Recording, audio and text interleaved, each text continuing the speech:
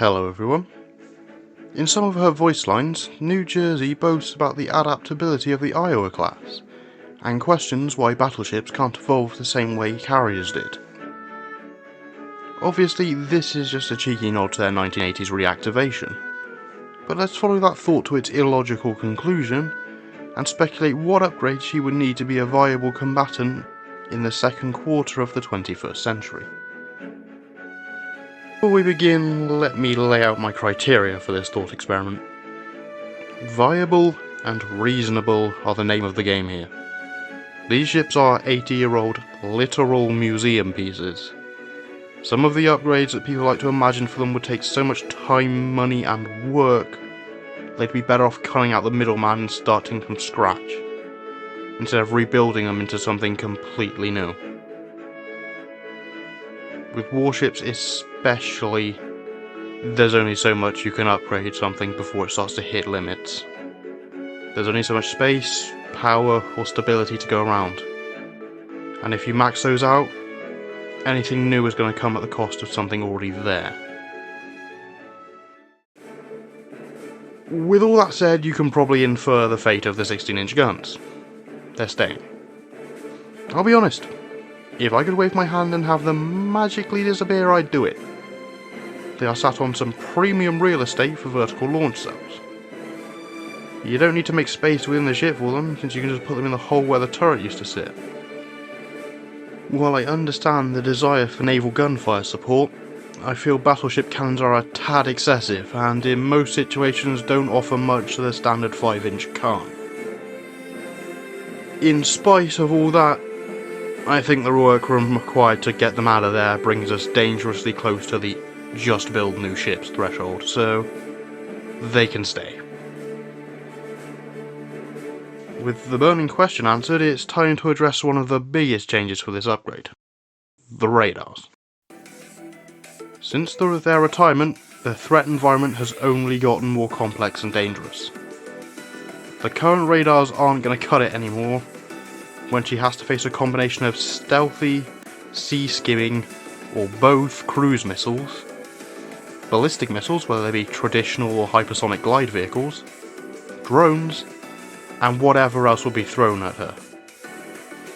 So what's the replacement? In my mind, there's really only one choice: Raytheon's AN Spice 6. This is becoming the standard across the entire US Navy, thanks to it being everyone's favourite buzzword: modular. Multiple variants with different numbers of modules and arrays are being fitted to basically everything expected to enter combat. And that brings us up to the second part of this question: which version? Thing is, we can't just caveman brain it and say, "Ooga booga, big boat get biggest radar," because there just isn't enough power to support them. The Iowas were heavily electrified for the time, and that's a godsend for this modernisation, but by today's standards their generation capability is nothing special. 10 megawatts is what they've got, and that sits comfortably between the 9 of the Flight 2A Arleigh Burke class destroyers and the Flight 3's 12 megawatts. Taking that into account, I believe the V4 is the best fit for these ships. Spy 6 V4 is the second largest model of the Spy 6 family, designed to be retrofitted on the aforementioned Flight 2A Burke. And since an Iowa has a bit more power available, it grants great air and missile defense capabilities without throttling other ships' functions too much. Now that we've chosen these new radars, we need to find somewhere to put them. In this case, the 4 arrays will be mounted in pairs above the bridge and rear superstructure, 90 degrees apart from each other, providing a permanent 360-degree surveillance range. The reasons for this are twofold. First, you want to put them as high as reasonable to mitigate the curvature of the Earth blocking its view. Everything that's not a ballistic missile flies low enough for this to reduce range, and putting them high up helps with that. 2. Keep them away from the guns. Historically, Sea Sparrows were dropped from the Iowas because they couldn't handle the overpressure from the main guns. And I have no idea how this is going to affect the sensitive electronics of the radars, so better safe than sorry, put them up out of the way. Obviously these radars are also going to come with the vaulted Aegis combat system. As an aside, since I consider removing the main guns too much, fucking about with machinery to increase power generation is also out of the question. That's an even worse job. Now then, the 5 inches. Replace them with modern equivalents on a 1-to-1 basis. The old guns are incompatible with modern NATO standard 5-inch shells, and are therefore reliant on ancient stockpiles, unable to take advantage of any fancy ammo like extended range, guided rounds, or hypervelocity projectiles. These new guns are also highly automated, allowing us to cut crew size by as much as 200 people. That's basically an entire destroyer. Reactivating the IOs might entice more people to join the Navy, but we want them across the fleet as a whole, not just a quartet of ships that currently demand over 1,500 each. Phalanx can stay. In the era of drones, I think keeping gun-based Sea Whiz is a good idea, but I get the distinct impression that Phalanx's days might be numbered. From what I can tell, 30mm is the smallest caliber that can accommodate proximity fuses, so it's starting to fall behind a bit. But another layer of air defense is another layer of air defense, so upgrade them to the Block 1B standard while we're at it. Be even better if we could put a bigger gun on it, but that seems unlikely. If a replacement is needed, I think Rheinmetall Sea Snake would be the best fit. Like Phalanx, it doesn't penetrate the deck. Rate of fire isn't as high, but it's still pretty good, and 30mm caliber allows for airburst rounds. Alternatively, they might hard pivot into the rolling airframe missile Helios laser combo. The Harpoon missiles are getting a bit long in the tooth by now. Fortunately, the USN is already fielding a replacement on some of their ships, the Norwegian Naval Strike Missile. So just swap out the current deck launchers for the new ones. They might need some extra reinforcing though. Tomahawks are going to require a bit more work. Obviously they're still in service, so they're staying, but the armoured box launchers are going in the bin.